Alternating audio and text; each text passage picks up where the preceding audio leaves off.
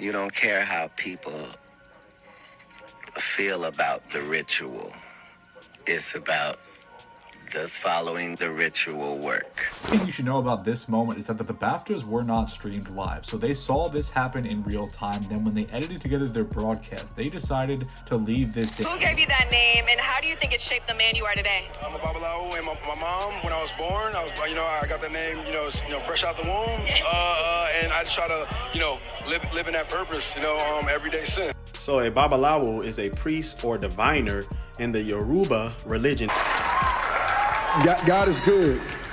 God is good. Last month, Michael B. Jordan and Delroy Lindo faced an unforgettable nightmare at the BAFTAs in London. A man in the audience screamed the N-word at them, and it was caught on camera. The show was pre-recorded, but they still aired it for the world to see. Michael and Delroy just had to stand there, silent, absorbing it all. Fast forward 4 weeks, the same guy, same movie, but this time he's holding a Best Actor Oscar and soaking in a standing ovation. Coincidence? Katt Williams doesn't think so. He claims the industry decides exactly when to humiliate a black actor and when to lift them up, and when it feels like a setup, it probably is.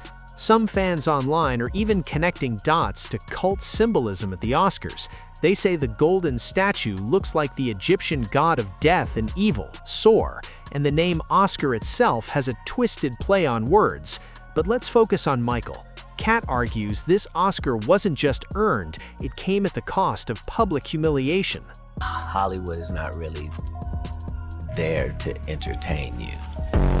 Like, that's great that happens, but propaganda is something that is important to all civilizations. Just weeks ago at the BAFTAs, Michael B. Jordan and Delroy Lindo had the N-word screamed at them on live TV. The media spun it as a Tourette's incident, and of course, they couldn't say a word. But here's the kicker. The BBC had a 2-hour delay, yet still aired it. A mic was randomly pointed at this guy 40 rows back, right as 2 black men stood on stage. Everyone apologized. BBC called it a serious mistake. BAFTA said sorry, but Michael just stood there on camera. Delroy spoke out, saying he wished someone had reached out to them, but Michael stayed silent.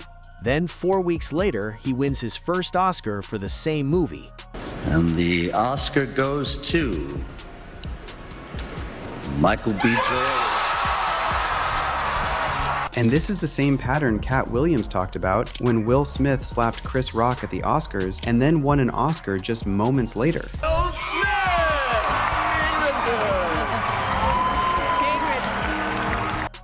I am overwhelmed by what God is calling on. Think about Will Smith and Chris Rock that same night. Both humiliated in different ways, yet Will still walked away with an Oscar, his first. The slap overshadowed the win, but the humiliation and the elevation happened in the same broadcast. Katt says this isn't random. The industry orchestrates these moments. The people behind the scenes decide when a black actor gets humiliated and when they get elevated. I understand what it's worth doing when the industry is canceling one black guy. I know what happens when they are going to elevate another. And I know what happens when they don't care about either of them. I'm saying that everything that happens in a business that's based off of pretend, that seems like a setup. And the aftermath tells the story. Will's career took a hit. Banned from the Oscars for 10 years, his movie Emancipation flopped. Chris Rock? Career skyrocketed. Netflix special, sold out arenas. Katt's point? Someone always pays. Someone always benefits.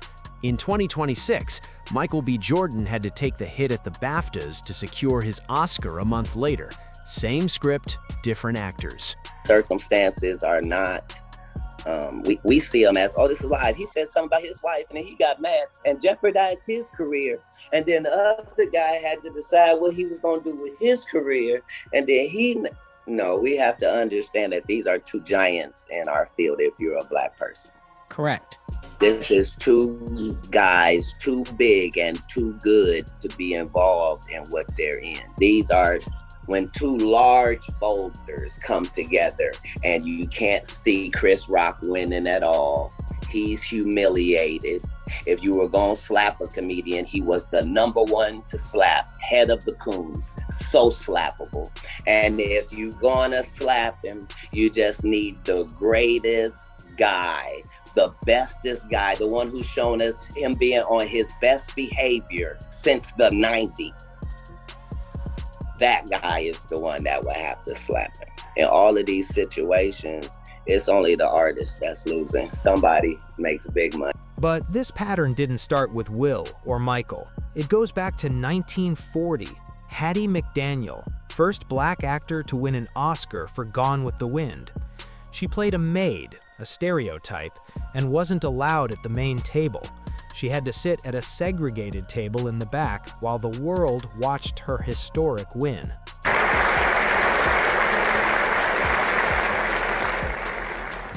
Academy of Motion Picture Arts and Science, fellow members of the motion picture industry, and honored guests.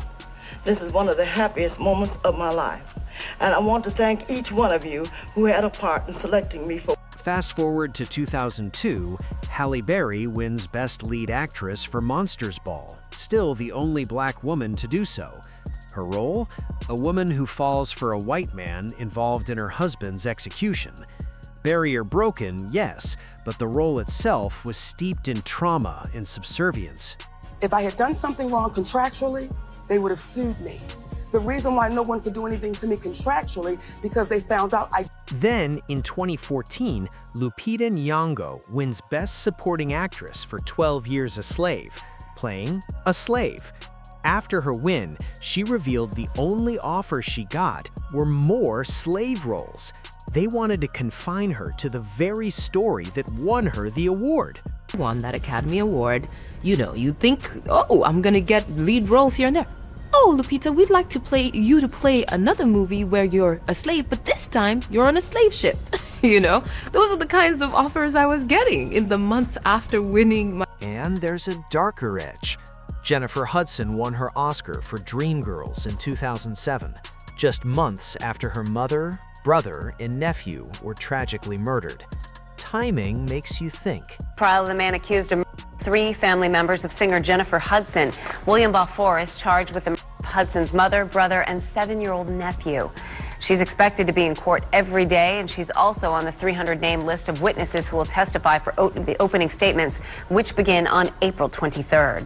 And then we also have to talk about the categories they still won't give to black creators. Can you believe that no black person has ever won an Oscar for Best Director, Best Actress, and... Even now, certain categories remain off limits for black creators. No black director has ever won Best Director.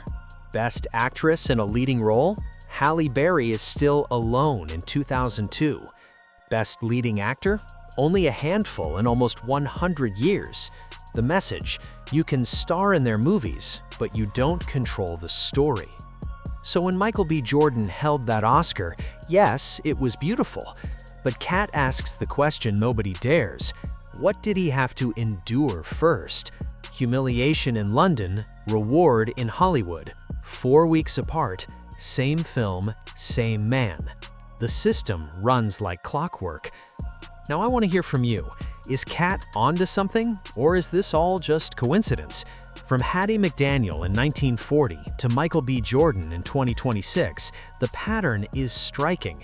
If it feels like a setup, maybe it is. Drop your thoughts below.